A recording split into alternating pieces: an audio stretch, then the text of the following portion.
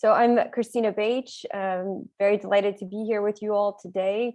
I am the chair of our working group on business for peace, and we have about an hour for today's call. And as you can see here on the screen, Paulo created us a very nice presentation that tells us the topic of the day and who our guest speaker is. So the topic of the day, as you can see, is the complex relationship between corporations, conflict prevention, and conflict resolution.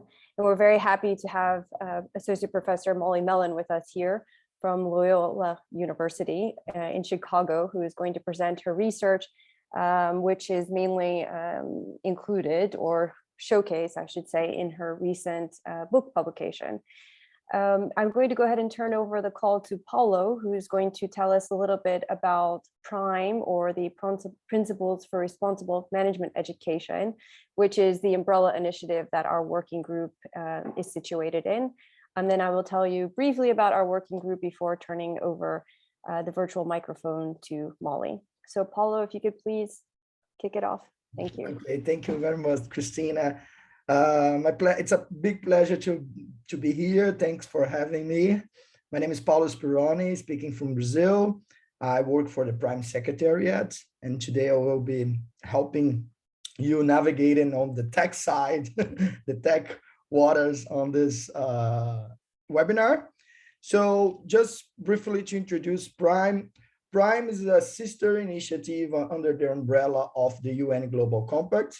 The UN Global Compact was created in the year of 2000 by the former UN Secretary Kofi Annan, with the understanding, the vision of that the discussions on sustainable development should embrace the civil society, not only governments.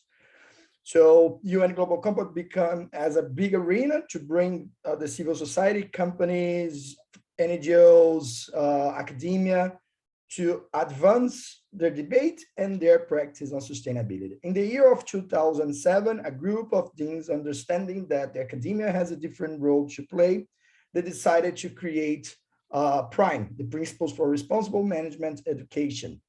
So PRIME was built with the understanding that academia has not only the role on innovative research to support the world on their journey to advance sustainability, but also how we better equip and teach the future leaders of tomorrow, let's say, on advancing sustainability. So our main mission is to raise the profile of sustainability in business schools and universities in general right now. We work through 6 principles, and we provide not only a space to shape the debate, as we are doing today, but also many tools to help institutions to walk through their sustainability journey.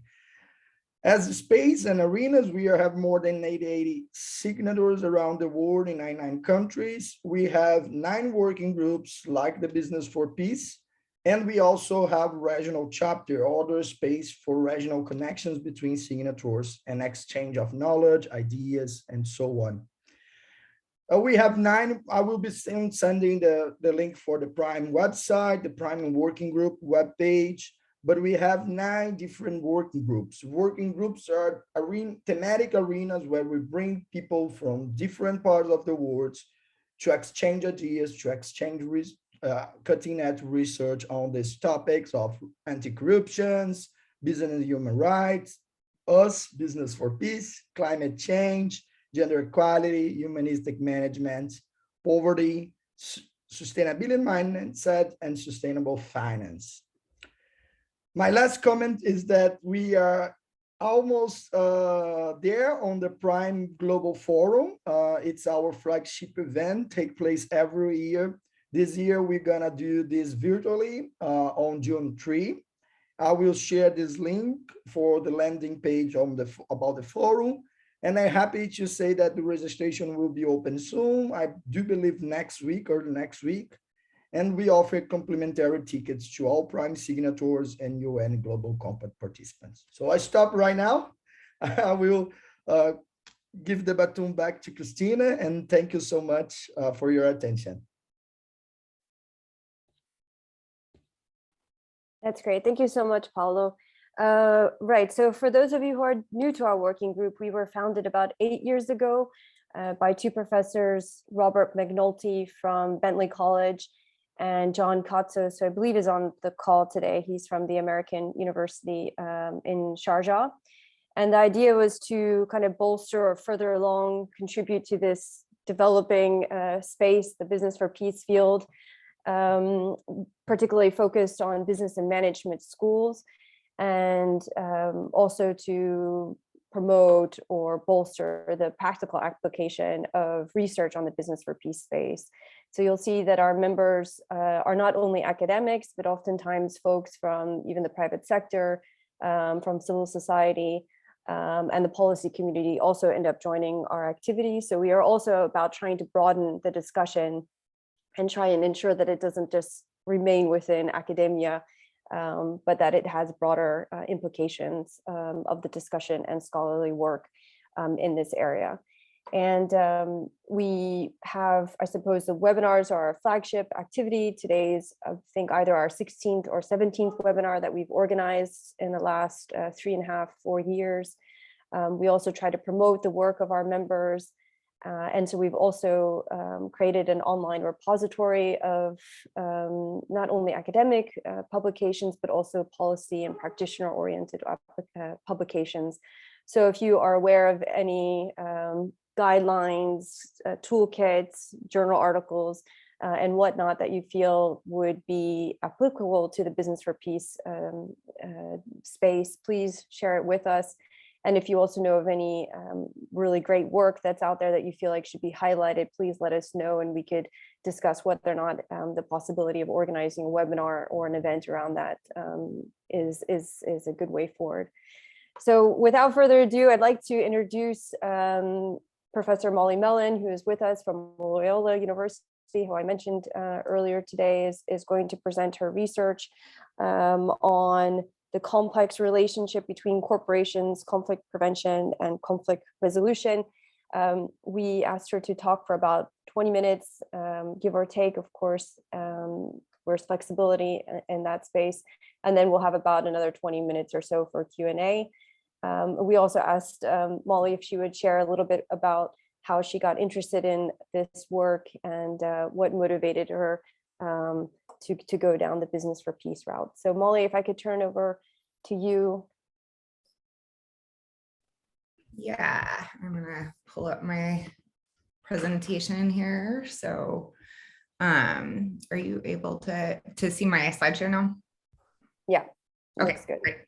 Thank you. Thank you, Christina and Paulo. I appreciate you guys organizing this, and I'm happy to see people joining from all over. So I'll give kind of a brief overview of the book, and then we can kind of go into more detail based on kind of what people's interests are.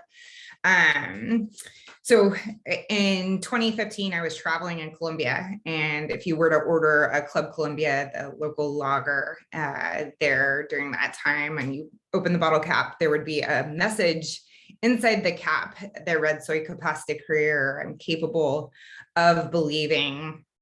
And it was part of this Soy Capaz campaign that included 100 different private sector firms promoting peace. Similar efforts were done by Masklo, the cosmetics company there, which enabled you to paint your nails tolerant blue or inclusive pink. And this was part of kind of this larger private effort to promote peace. We saw a similar campaign in Sri Lanka first, was the name of that campaign, which highlighted the cost of war and the benefits of peace. And kind of witnessing these different campaigns of the private sector to promote peace, it led me to this kind of question about whose interest it's in to actually prevent and resolve violent conflict. And so I'm a political scientist and study international conflict. And so a lot of the research that I'm building off of is this kind of conflict processes literature.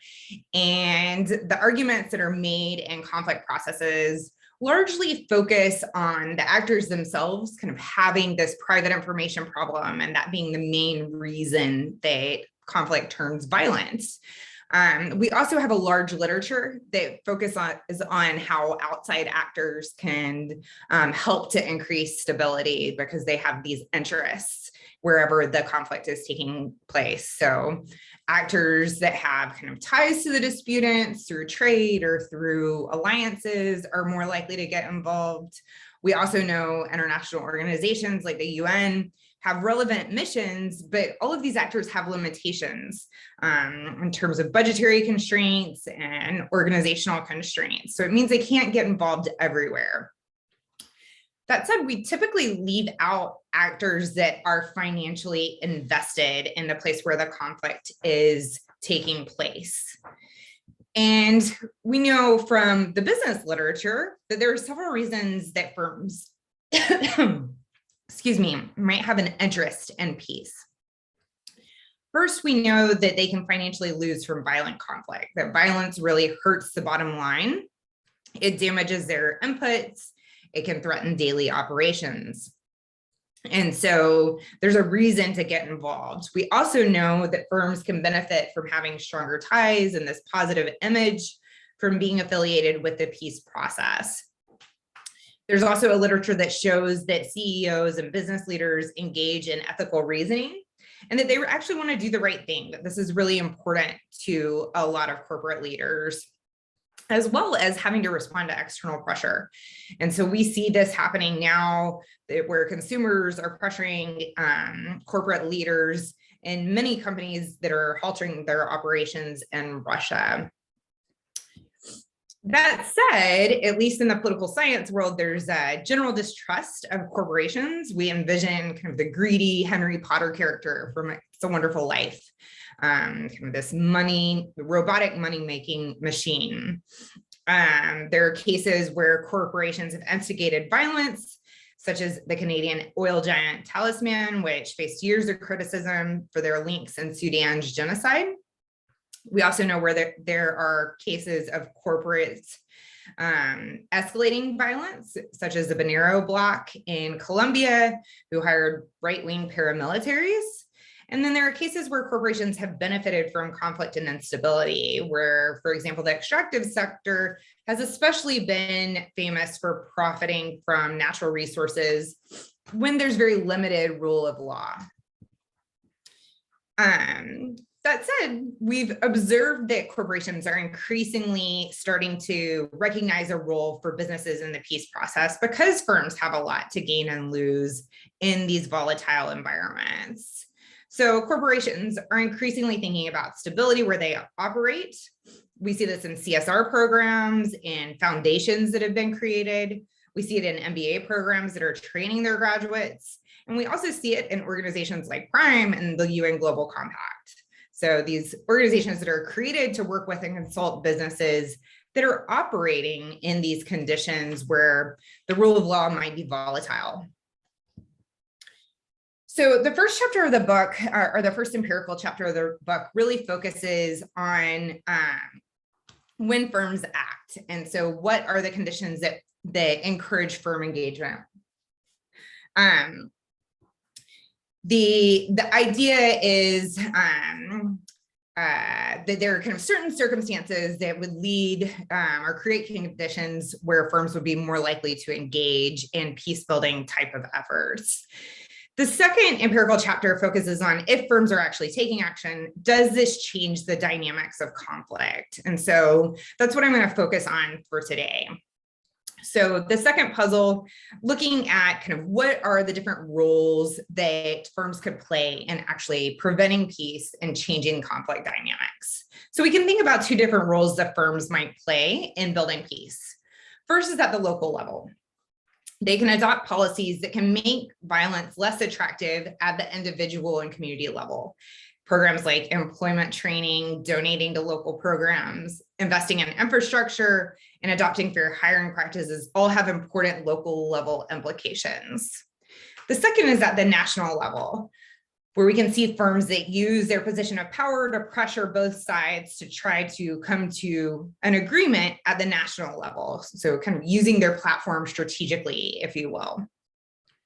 So generally, we might consider engagement of another proponent for peace to be a positive thing. However, my research shows and my theory shows that there's kind of a less straightforward relationship between these actors and the probability that they'll create a peace agreement.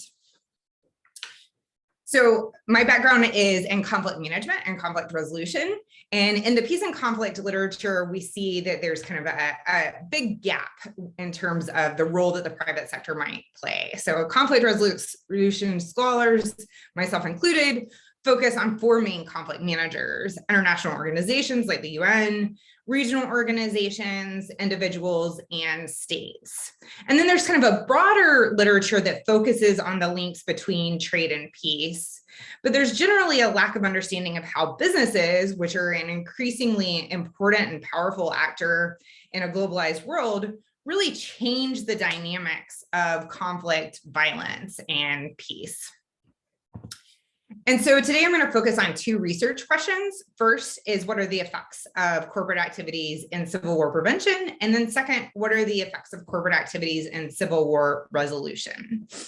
So for the first question, I draw from a rational choice framework, which suggests that firms can help prevent violence. So private sector engagement affects local level factors that change individuals' incentives to join a rebellion and make traditional forms of commerce much more attractive. And these are things like I mentioned before: investing in the community, providing training, providing a desirable workplace, all things that would encourage would-be rebels to pursue peaceful business rather than violence. The second question I explore is whether or not, or what the effects of corporate activities are in civil war resolution.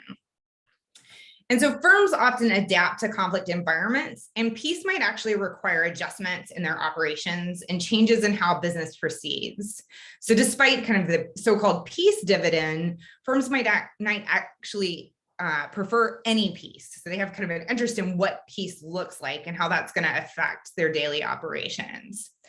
And what this means is we have to distinguish between firms that act during peacetime and try to build peace during a time of peace, compared to firms who act during violence. And so many times what we observe is firms don't actually engage until a conflict turns violent. So kind of the positive side of firm engagement suggests that firms can actually help prevent violence if they are engaged during peacetime. So this is based on this kind of opportunity cost framework that argues that individuals with better life chances are going to be more likely to choose a peaceful mechanism of resolving their conflicts than they would otherwise. And so firms can actually raise the cost of rebellion and make war kind of a less attractive option. So my first hypothesis is that states with an active private sector are going to be less likely to experience violence. That said, we often see that firms engaging during ongoing conflict become much more political actors. So instead of engaging in kind of local level program, they tend to engage at a much more national level. And really inherently, when you're acting during conflict that's ongoing, you become political. And what we observe is that violent events often serve as an exogenous shock that prompts otherwise disengaged firms to become involved.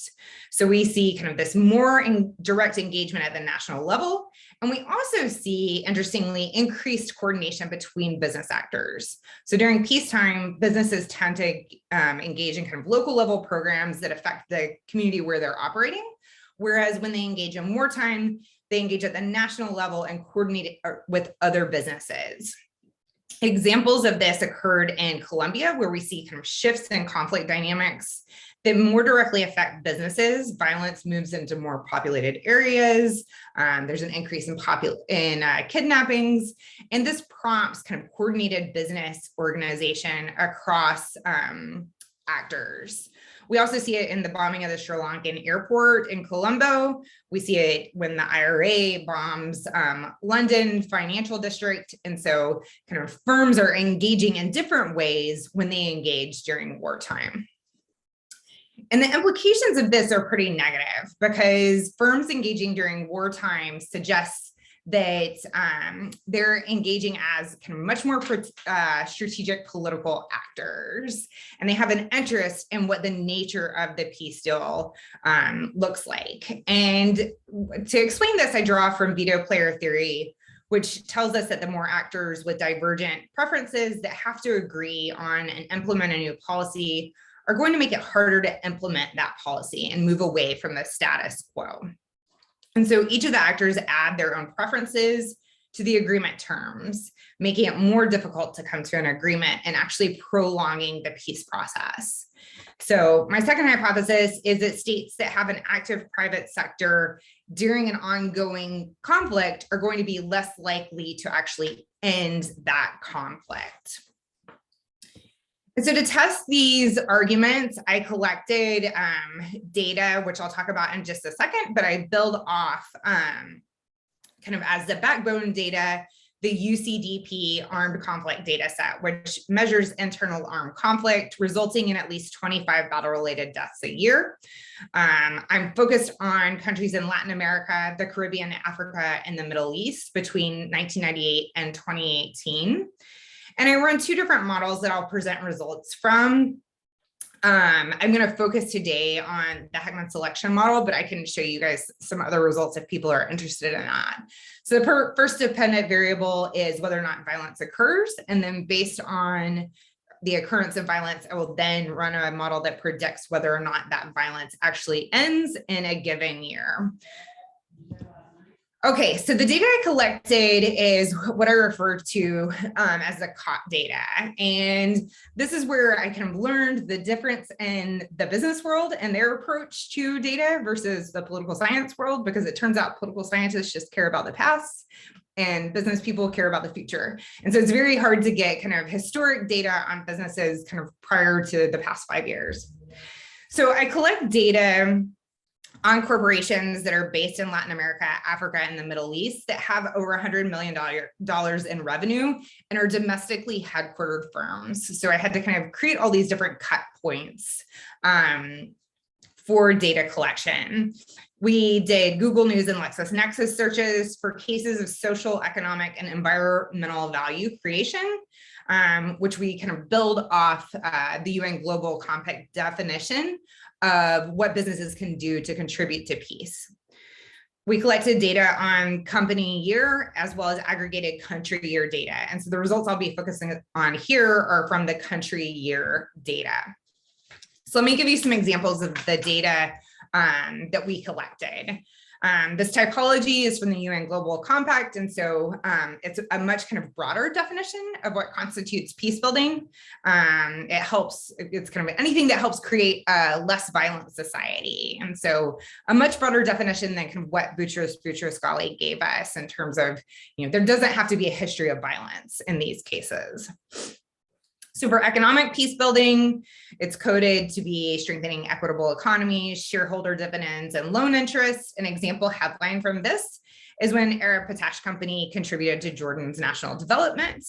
Then there's social indicators, which are building human capital, supporting social cohesion and human rights, providing infrastructure, healthcare, and educational benefits to society. For example, when BBVA invested millions of dollars in education. And then lastly, there's environmental indicators, which include protecting the environment, investing in renewable energy, land stewardship, and recycling.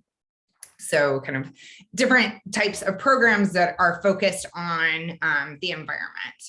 And so for today, I'm going to be using a combined measure of these three mechanisms, but there are other chapters in the book that look at a disaggregated typology.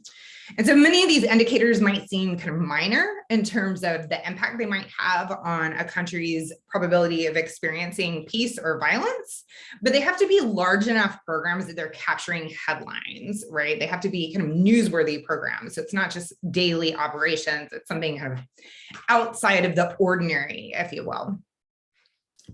And I think it's really interesting to see the variation in activities over time.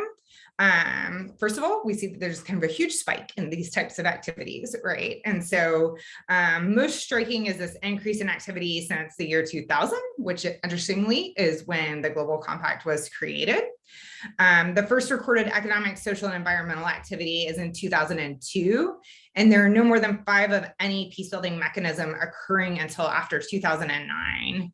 Then we see the economic and environmental programs kind of hover around 3 and 15, while there's a huge spike in the number of social programs. And I think this rise is likely stemming from shifting expectations about corporate behavior, where corporate engagement is really becoming a much more global norm. So let me talk really briefly about the findings from these data. And I can give you some kind of examples of this as well.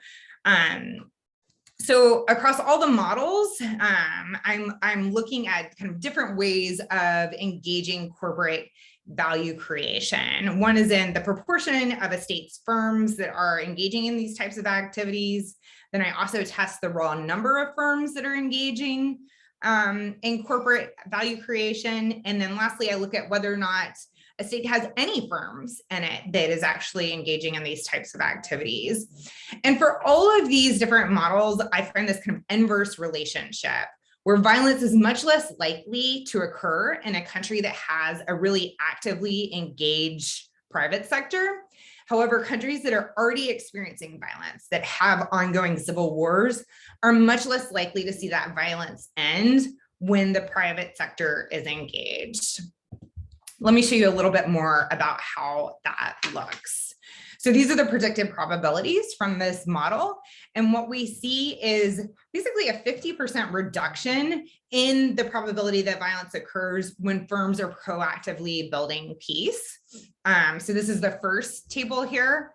And then second, we see, so an example of this, I guess I should say, would be in Tunisia's Jasmine Revolution. We see this really proactive union group, which is a highly powerful, there's a highly powerful formal union structure in Tunisia that motivates these peaceful demonstrations and helps kind of this peaceful transition occur in that case.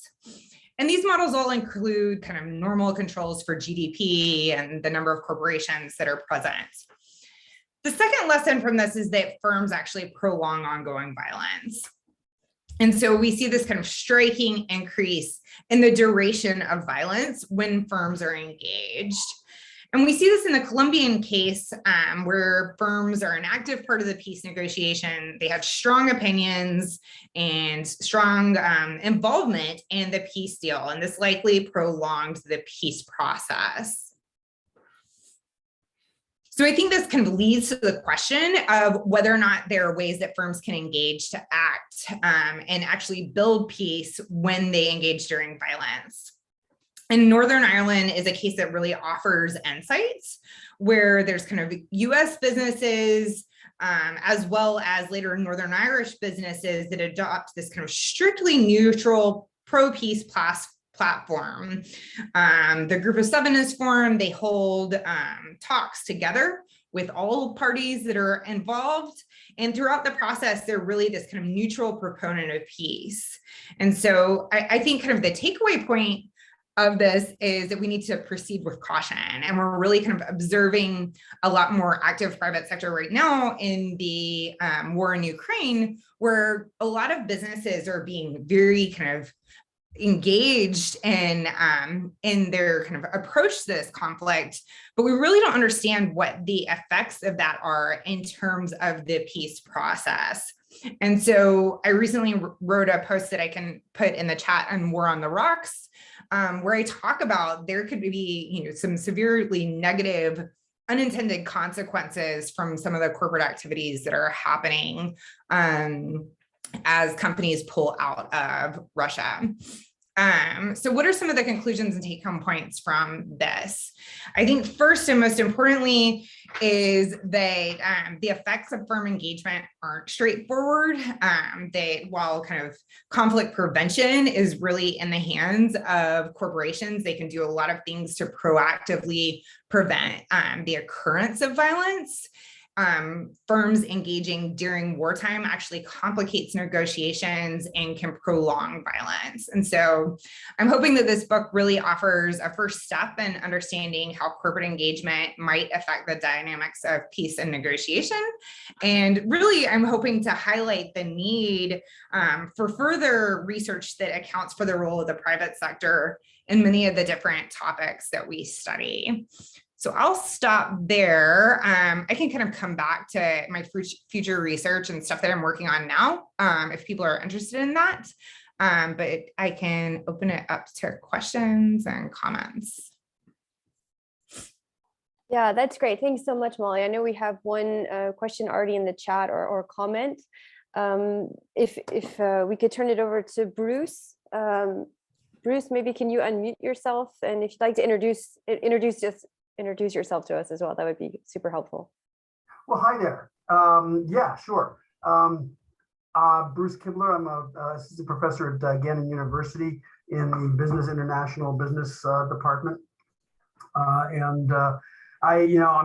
look at a lot of this kind of stuff as well. And the second question, I think, is maybe a really pertinent one, looking into the geopolitical sphere that we're moving into of late. I guess my initial reaction, and I mean, I certainly don't disagree with anything that you're saying, but I think, is it not more, and you of course talked to that in your last point, but isn't it more variable than that? I mean, whether it's the first question that I put on the second one, I mean, whether it's the scarcity of resources that are going to actually drive economic conditions and thereby political reactions that can also lead to violence, one way or the other. And the other one was just the concrete example of how, American businesses very much helped to build up Nazi Germany. And yes, some of them left very, very late. But it was, evident for quite a long time, what Hitler's intentions were. And they were really, they were there just for the money. So do companies really care?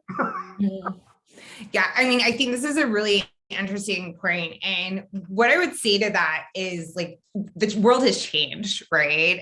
And mostly because of like mobile technology, right? It's much harder for companies to get away with the kinds of activities that they could get away with before Twitter, for example, right? And so I think we've seen this kind of really start change in what is in the corporate interest, right? It's not only making money. If it were, only making money, there are kind of opportunities to do so in ways that would be really harmful. And that's kind of what we saw prior to, the advent of this technology, right?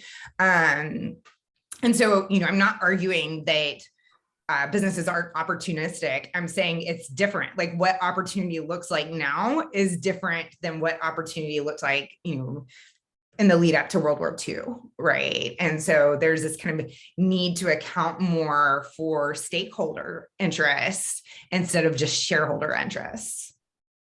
And thank goodness, right? But I guess, the second one was kind of, my second question was directed more at, the scarcity of resources and what could be, coming of those kinds of things, especially looking at, our current Ukrainian situation, which is of course not a Ukrainian situation, but a global situation, and the impacts that, we can argue back and forth. I mean, there's parts of it that are, political, but then of course corporations are also playing a major role in a lot of it. Whether it's Gazprom and all the oil and gas industries and more and more and more, not just that, but also McDonald's and all the other American companies that were over there. For anyone who is even the slightest bit politically engaged, none of this is a big surprise. So yeah, go ahead. I'm sorry. Yeah, no, I mean, and I think, so one of the things I saw when I was studying kind of the conditions that promote firms to invest in peace building types of programs was that kind of the sweet spot for firms was when you have kind of a moderately capable government. And so firms aren't going to invest when you have a failed state and there's no rule of law, right? Because there's no kind of predictability of the future, like you mentioned in your comment, right? Like firms want to know that their resources are going to be there tomorrow, that it's, you're not going to have like a Venezuela type of situation, right? Where companies are losing their stuff, right? And their access. And so, but also at the other side, when you have a really strong government who's able to kind of provide all of the things that a government is supposed to provide, there's no need, right? There's no kind of demand for firms to engage. And so it's really kind of in the middle where firms can kind of fill this gap in governance, where there's both kind of a need, but also kind of a baseline level of stability to make investment worthwhile. And so we see this in some of the parts of Colombia that have been kind of harder for the government, or maybe the government hasn't been interested in providing infrastructure in these areas.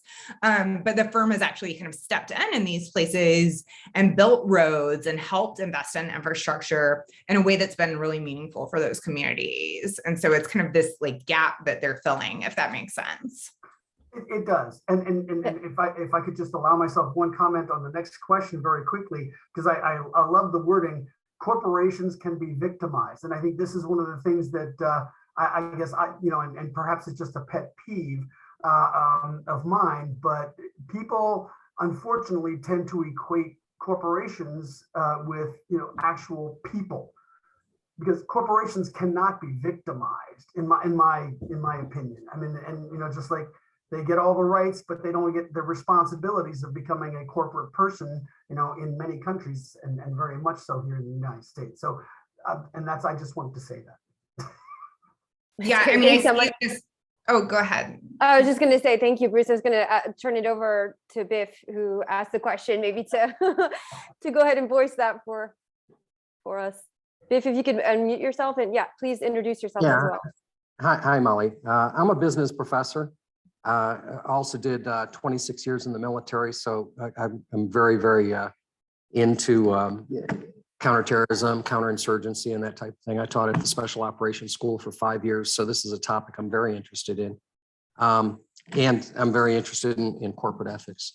But the specific question was, does your book address how corporations can be victimized by violent actors as well? And I understand where Bruce stands on this, but I look at a corporation not as a legal person as it's defined by law, but a corporation based on the stakeholders, based on the suppliers, based on the creditors, based on the actual employees, based on the managers. So I've been in situations, such as Venezuela, where there was violence directed at people who were related to the corporation. So to me, that is a corporation being victimized, because it's the people of the corporation are the corporation, essentially. You can't really separate the employee or the manager at those lower levels from the corporate presence in a foreign country as well. Anyway, that was to answer Bruce, but to ask Molly, how does your book address this kind of thing? Thank you. I think that's a great point. And I think the way I talk about it is that often it's this kind of targeting of businesses, either their assets or leaders or employees, that can prompt businesses to become engaged. And so the IRA, for example, in Northern Ireland, heavily, frequently targeted businesses, right? Because they were seen as this kind of symbol of colonialism. And so corporate leaders faced, bombings or threats of bombings. And so I think for a while that created this kind of hesitancy on engagement, but eventually the war became too costly for them not to become engaged. And so the book takes an approach that this kind of costliness of conflict is actually what can prompt business leaders to say, we have to do something about this. And so these kind of violent shocks like the London Financial District bombing or the Colombo airport bombing in Sri Lanka, or urbanization of conflict and Colombia, make it kind of too costly to be a bystander. And so that's kind of how I see targeting kind of playing a role in this puzzle. Okay, that's fantastic. Is your book in print right now, or can we order? Yes, it's on Amazon, and you can also order directly from Oxford University Press. Can we get a signature? I just have a quick question before turning it over to Gerard, who kindly has his hand up. Thank you. Molly, I just had a question kind of based on my own work on the nexus of business and the women, peace and security agenda. In that, did you take gender perspectives into consideration? I mean, you mentioned about livelihood security as potentially one indicator of a peaceful society. So in that sense, I was curious to know whether or not you consider gender and women's financial or economic inclusion as a potential means to increasing, a more durable or lasting peace to evolve. Yeah, and then if we could turn it over to Gerard after that. Sure, I can talk a little bit about that. And so there are lots of different programs that really can do focus on issues of women in terms of like education and entrepreneurship, which I think this has kind of important implications for both poverty reduction and long-term peace. But currently I'm working on a new project with Santiago Sosa, who's at EOFIT in Medellin. And we are collecting local data on entrepreneurships that includes gendered information. Because the problem is a lot of ex-combatants in Colombia might be re-entering society with a very specialized skill set. They have kind of leadership skills, but at the same time, they've been spurned from society. And so entrepreneurship is kind of been seen as an opportunity for women to take kind of a different role when they're returning. So these skills are all kind of useful skills for businesses. And we can kind of theorize about the implications there, but I don't have kind of results from that yet. I'll be going into the field mid-May to do some interviews on this too. So we would think that countries with lower equity might have these programs might have stronger effects on preventing civil war. And so it might be kind of that low equity in terms of gender equality places might actually be a place where the corporation can step in and really play an important role. And we see this through kind of their studies on FDI having the same impact, right, in terms of human rights promotion. And so there might be kind of opportunity there. But I'll keep you posted, Christina. Thanks, Molly. Gerard, could you please introduce yourself? Yeah, I'm Gerard Farais. I'm from Fairleigh Dickinson University in New Jersey. This is not my field. So one question is the definition of violence itself. Because the impression I get is there has to be kind of bloodshed and war. And I think there are many more subtle forms of violence that exist that corporations instigate themselves. Give you an example, I think it kind of refers to what you talked about, the whole area of surveillance capitalism, for instance, and surveillance of people. Bruce brought this thing up about extraction and how that impacts local communities.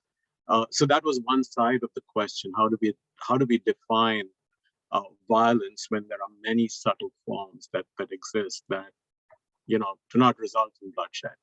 The other thing I was wondering, I got the impression it's either war or absence of war in terms of peace. What about other kinds of measures in terms of improvement of human rights, and other types of measures that actually change the lives of people in those locations? And I think that there's also one more question: do firms co-opt the peace movement, so to speak, in order to look good and build reputation rather than really care about what's happening there? I think 3 questions out there, I hope.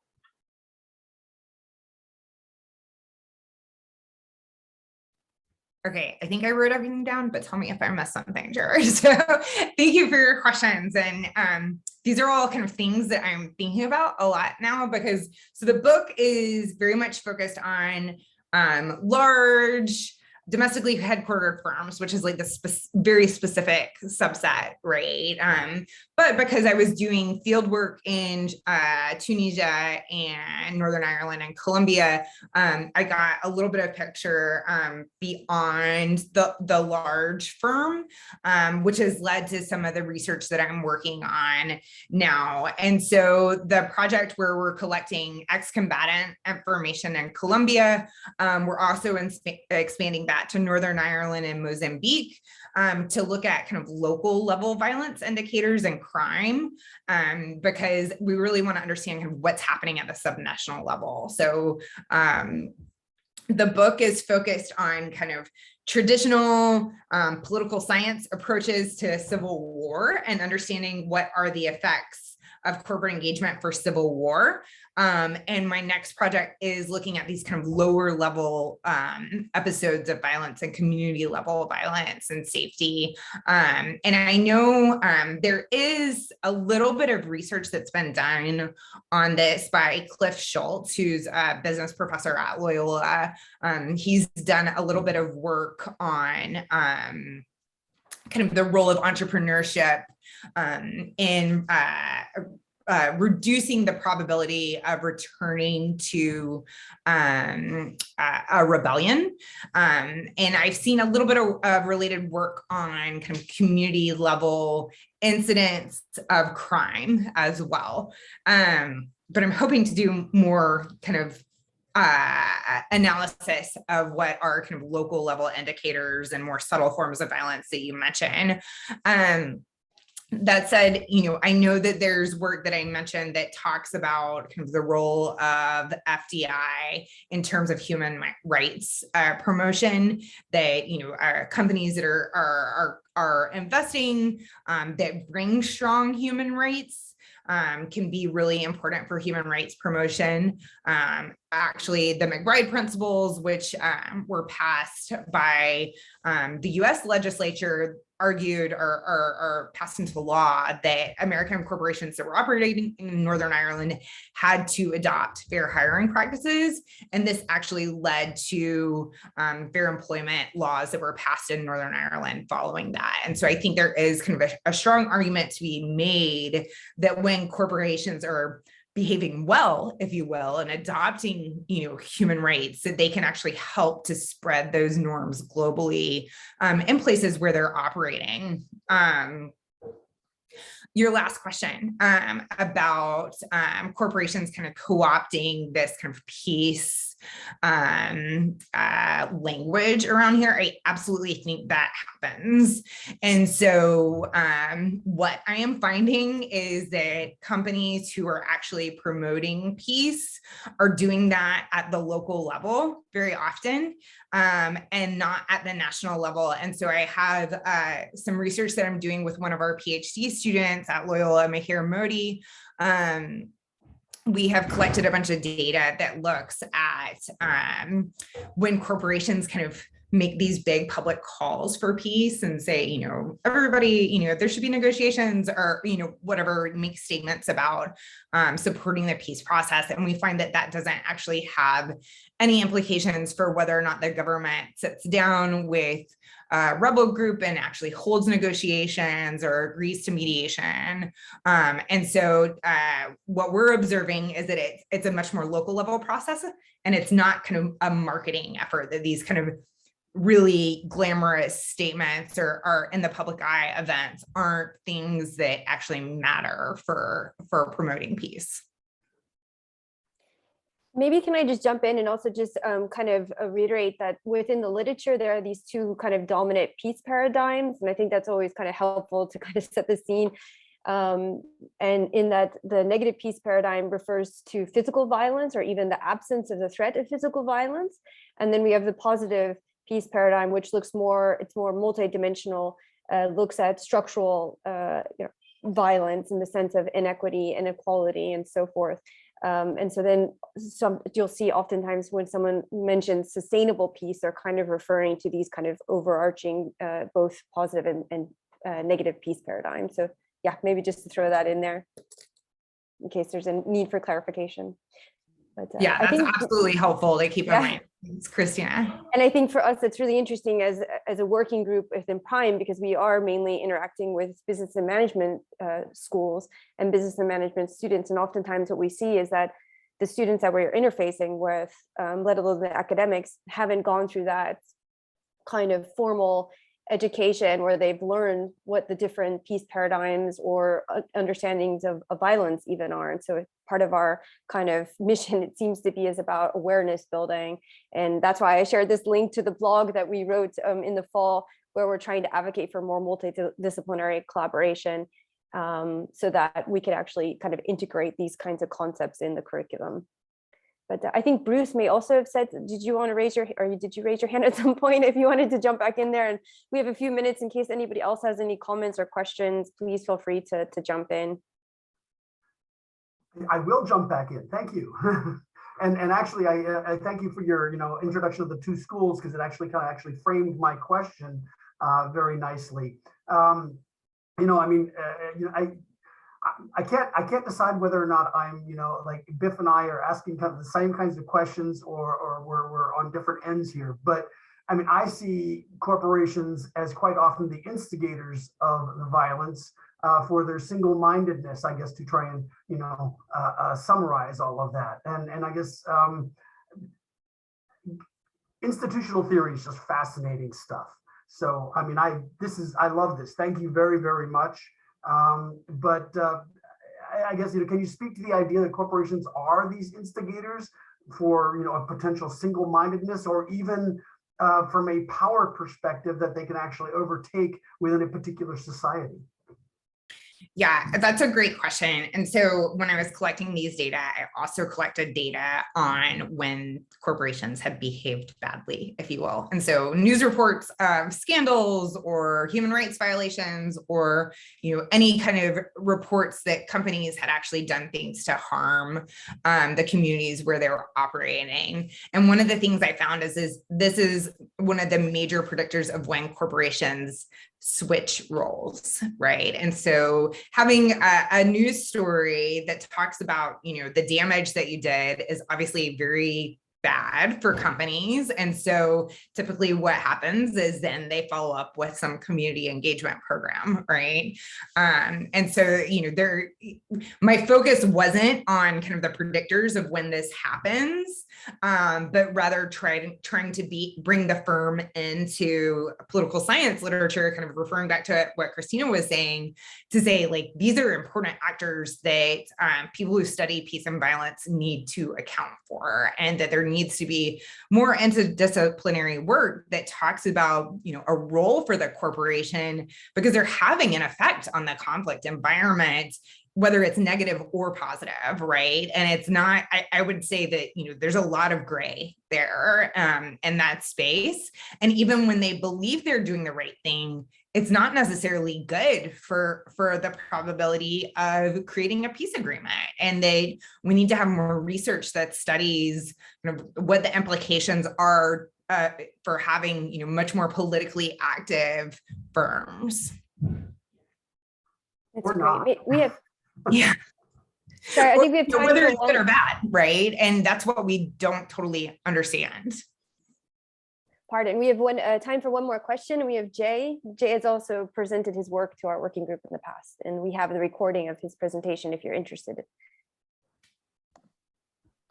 Thanks, Christina, and thanks very much, Molly, for the presentation. It was really interesting, and I follow some of your work as well, so it's really great to hear from you. I had some questions. I'll lead to a question, but just some ideas that I was thinking about when you were presenting business as an organizational level construct. I find it interesting when we talk about business in terms of peace and conflict, with peace and conflict being a macro level dynamic. I work in a business school, and I work mainly, with local businesses, and look at peace and conflict amongst entrepreneurs and amongst the business community. And I find this discussion of, maybe it's an issue of level of analysis. I find this interesting, and it makes me question something. So you were talking about whether businesses, are they good for peace or violence? Do they help or do they hinder? And what I think we've seen from prior work in the area is that businesses will act differently from business to business. We have, not all businesses are the same. We have, Western-based MNCs. We have regional MNCs operating in and around a conflict zone. We have local businesses, which can be split between sort of necessity businesses and elites. And maybe each of these groups, we can draw some conclusions about how these groups act if we look at them in those subsets. However, talking about business generally, I find it a bit interesting. I'll say, you asked some big questions. You're addressing some big questions. So and you're saying, business is helpful in preventing violence, right? Or business becomes problematic when trying to come out of violence. Are these just not? When looked at an organizational level, can't these be explained through businesses simply trying to avoid disruption or trying to protect their reputation or protect their supply chains or their profit streams, which will be different from business to business? And I'm wondering, are we moving into risky fields to say business in general can be good for this or good for that? This is the question that I have from hearing your work.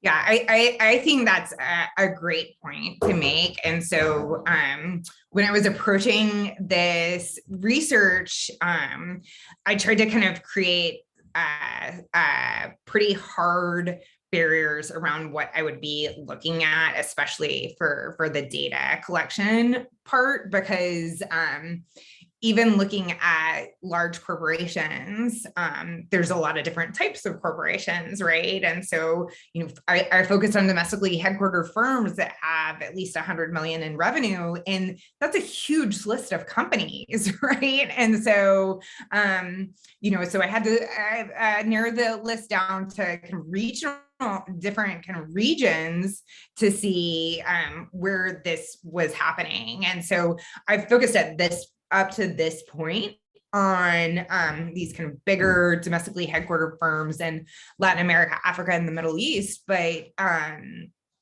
I'm hoping to move into these kind of smaller entrepreneurship projects to understand kind of at the local level, what are the effects of small business, and then also to understand the effects of medium-sized enterprises, because from what I've taken from the fieldwork and interviews that I've done is that it's really these kind of medium-sized enterprises that can have a major impact on the communities where they're operating, because they are actually pulling resources into these communities, right? A small business, maybe you hire a few people, but they tend to only impact those that are employed there, or the household that is gaining access to that income.